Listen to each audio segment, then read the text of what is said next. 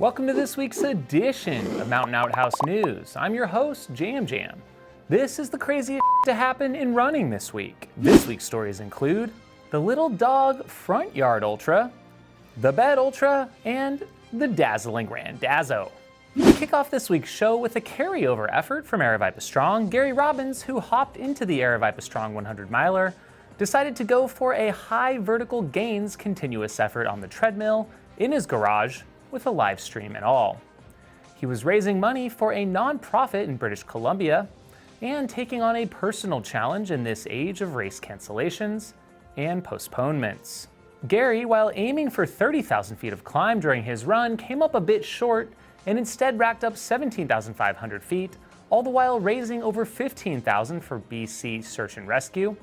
He finished up in a total of 25 hours 53 minutes and promptly parked himself at the bottom of his staircase in his home. Nice work, Gary. Let's talk prolific 100-mile runners. Michael Ortiz is on a heck of a streak right now. Although Walter Handloser ran 50 100-mile races in calendar year 2019 at official events, Michael Ortiz is in the midst of what he calls the game of hundos, or G of H. He's shooting for 100 100-mile runs in 100 consecutive weeks or less. In addition to running as many actual races as he can, he would like to fit in a 100-miler each weekend, even if they're none to be found, or they're too tough to get to. Obviously, it's impossible to run actual races currently, so Michael adapted by running in his 960 square foot apartment in New York City. He first was around a 40-foot track around the rugs in his living room. 13,200 laps later, he was done and immediately procured a treadmill for his future efforts. He's been running them every week since and even theming them out. We'll check back in the next episode for a full rundown of his indoor 100 milers, but the creativity is not lost on me. Goshi, our friend from Japan who ran his own mountain 100 around a tree, is back at it. This time he completed 1,510 round trips of his apartment stairs, running over 80 kilometers and racking up an astounding 37,165 feet of climb in 20 hours, 29 minutes. We're all familiar with the Big Dog Backyard Ultra, the infamous category-creating ultra, the brainchild of legendary RD Lazarus Lake. But have you heard of the Little Dog Front Yard Challenge? Inspired by the last standing format, Sally Van Newland and her boyfriend decided a 1 mile per hour challenge would be something more accessible to the average runner than the 4.167 mile format used as the standard in these types of races. So 47 runners from around the world decided to take part in the event with little clue about what was about to transpire. Now the 1 mile challenge per hour is nothing new. Captain Barkley back in 1809 completed the 1,000 mile and 1,000 consecutive hours challenge. That is the goalpost of shooting for something like this. Well, after 3 days of this madness, there were still 5 in the game. This was now longer than any big backyard ultra had gone, but they were just getting warmed up. After 127 hours, John Price dropped out in 3rd place, leaving just 2 women, Sally Van Newland and Cherry McCafferty. Then they went 7, 8, 9 days and on. Just like the Quarantine Ultra, this one ended awkwardly as a syncing error in a shared Google file, causing one to think the other had ended their run when in fact they hadn't. So a lap was skipped, and that was the end of that. Sally ultimately went on for 250 hours consecutively, while Sherry went 244. Hey, if you're enjoying this week's show, please drop a like on the video and comment below your favorite story of the week. Well, we've seen the Balcony Ultra, the Garden Ultra, Rooftop, the Living Room Ultra, the Rug Ultra, and the Kitchen Table Ultra. So naturally, the next step is the Bed Ultra. Ultra runner Dmitry Yakutny of Russia ran for 10 hours 19 minutes around his double-sized bed for an ultra-distance jog. Not exactly sure how far he went, but impressive nonetheless. The Bryce Canyon Ultras are set to take place this weekend in Utah, which seems to be one of the first states to allow events like this to take place. With such changes as drive-through packet pickup and no crew access, hopefully everyone stays safe. The only other ultra I've heard of so far that is for sure back on will be the Twisted Fork out of Park City, also in Utah, the end of June. Sean Blanton, owner and race director of Run Bum Tours, came under scrutiny recently after he changed the race results of some past finishers of his events, initially to DNFs, then to DQs, after receiving some criticism from participants over various issues. Several of these retroactive DQs were from the 2016 Georgia death race. I think it goes without saying, but regardless of disagreements between race directors and participants, results should not be changeable unless for confirmation of cheating or doping during the race themselves, never for simply receiving criticism. Mark Gilligan, owner of ultrasignup.com, ultimately had to step in and add back in the results, as well as write in a new rule and code to prevent things like this from happening in the future. To retaliate by removing someone's hard-fought race finishes invalidates what we all stand for as event organizers and should be universally condemned.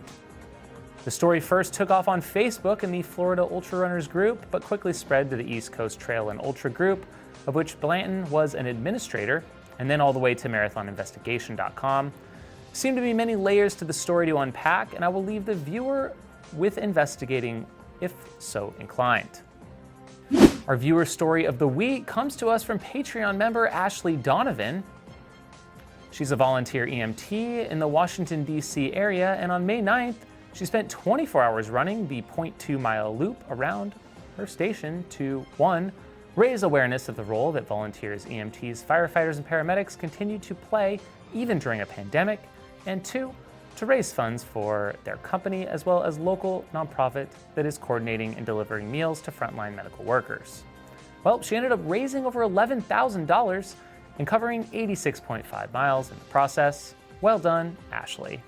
In this week's bonus story, only available for Patreon supporters, I will give an update on the first day of the Run Steep Get High Limitless Vertical Challenge. To gain access, find the link below. You will not believe how many feet of climbing some of these folks have already done. Okay, so I'm slightly obsessed with this next story. Do me a favor, go to Twitter and follow @TheDazzo and check out the newest running sensation, the Dazzling Ran Dazzo. He claims to be the oldest living runner, the owner of a 98-year run streak, and the man who was first ever to be diagnosed with shin splints. And the man has some speed. Not sure about you, can't wait for more of the Dazzo myself. Curious how he'd stack up in a 50K. Back in March, with races across China canceled and the rest of the world, the Jiangdan 100-miler did something novel. Zhao Zhao placed 11th at last year's CCC. He ran the whole race as a solo effort, complete with finish line and live streaming. He was the only one on course, but that doesn't mean his effort went unnoticed, as he ran the course with over 22,000 feet of climb in 18 hours, 35 minutes, of course winning, but also to a live audience of apparently 4 million viewers. Wow. Here's a race I can get behind. The Blue Jeans Mile world record attempt. First saw this on Twitter from Johnny Gregoric, who will be making the attempt live on Instagram May 30th, all while raising money for Mental Health Awareness Month. I'll admit I wasn't really aware of Gregoric, but he's the second fastest American indoor miler with a best of 3:49, so this should be good. The current best is held by Dylan Maggard in 4:11.8. He'll be racing a 100% cotton Levi's. Question is, will we see a sub 4-minute Blue Jeans mile? We'll find out next time. Mad Moose Events, run by the Ricks family, became an ultra family last month after both of their kids, Malachi and Kyla, ran a 50K during the family's Mooseheard Madness virtual race. Love it. We close out this week with an FKT to report on. First, we have a dual record from Jason Hardrath and Ashley Winchester on the 25-mile Biz Johnson Rail Trail.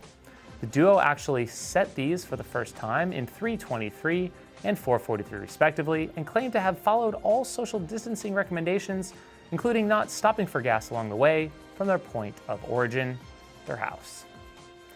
Thank you for tuning in to episode 191 of Outhouse News. Be sure to subscribe to get the latest episodes, and if you'd like to support the show, please join Steep Life Media on Patreon, where you'll enjoy bonus content each week, right from me, for as little as $2 per month. We want to mention by name our $25 level supporters and up. At the $100 level, Terry Rashid. At the $50 level, Squirrels Nut Butter, Brian Sands, Mark Grabowski, Renee Feint, Peter and Patty Curry, Martin Tower of Dendra Natural Health, Travis Longcar, Johnny, and the Twisted Fork Ultra out of Park City. as well as our $25 level supporters, Bluebird Running Company, Sean Trujillo, Carrie Savage, Casey Carter, and Jeff Holbrook. And finally, if you'd like to own this week's pair of Jam Jam sunglasses, check out the link below. Have a shitty week.